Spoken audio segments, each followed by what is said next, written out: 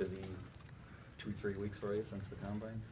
Yeah, man, it's been pretty busy, but it's fun though. You know, go to different places, getting to compete against high level players. You know, it's always good. Where do you make your training base while you're doing this? UCLA. You weren't there? No, I wasn't there actually. I was in what's my last workout? But I was in the workout. I wasn't there when that happened. How many workouts have you had now? This is my 6th workout. Yeah, I've been to Denver, Utah, Atlanta, Phoenix, and somebody else, I forgot. What are you hearing? What kind of range? What kind of feedback are you getting as far as like your draft status?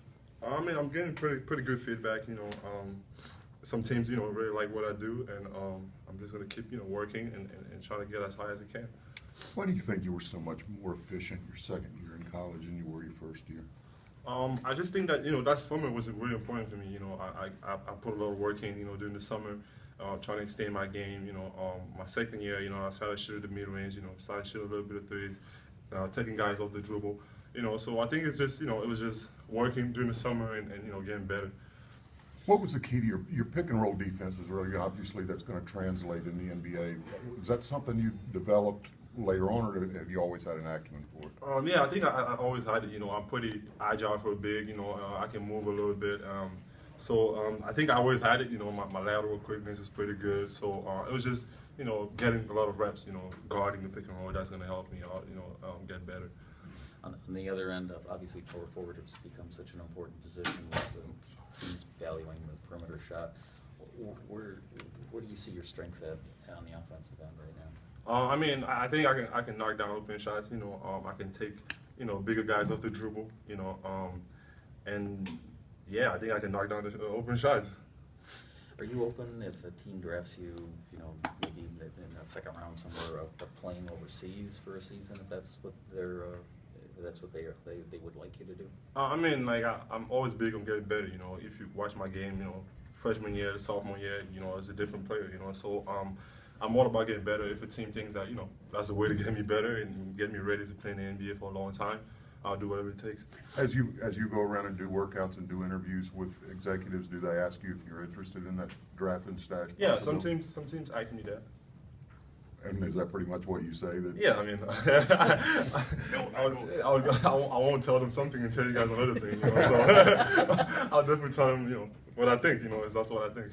I believe you came to the combine still on the fence about whether you were going to stay in. Mm-hmm. But what did you see or hear to help you make your mind to stay in? I mean, first of all, I felt ready. I felt like I belonged.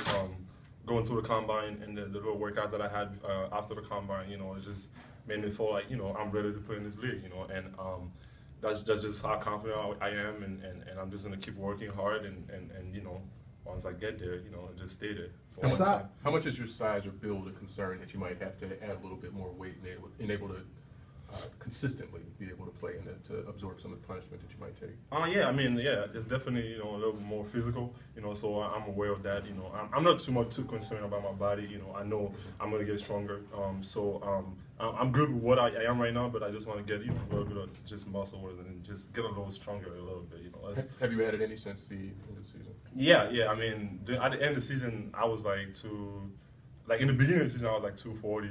And then I got down to 225 by the end, so I'm around 230 right now. Okay. So I'm not too concerned about it. I know I'm gonna gain weight, all the travels and stuff. It's kind of tough to keep your weight up, but I definitely know that I'm gonna keep it up. If you when you're making your decision to stay in the draft, any of it based on anything like maybe you work out with pro guys and you like how you match up with them or something like that, like in summer workouts, Mm-hmm. that kind of stuff. Is anything like that helped you make your decision? Yeah, definitely. I mean, like I said, it was all about competing with high level players and feeling like you belong. And that's just, as a player, that's just the feeling that you have to have. Feeling confident that you can compete against players in the league. And then I work out with guys. At UCLA, some guys that have been in the NBA, that play in the NBA, and just getting out there with them every day. Just made me feel like I can. If I keep working the way I am, I can make it to the league. Anyone specifically that you look at? Okay. All right. I mean, I work out with Chris Copeland, a little bit. He's a great guy, you know, a vet, you know, he knows how to play, and just playing with him and him talking to me and just, you know, teaching me some little things, you know, that was gonna help me out in this league. You know, it was good. Have you, the 3 big guys you worked out against today, have you run into them in any of your other workouts? No, that was actually the first time.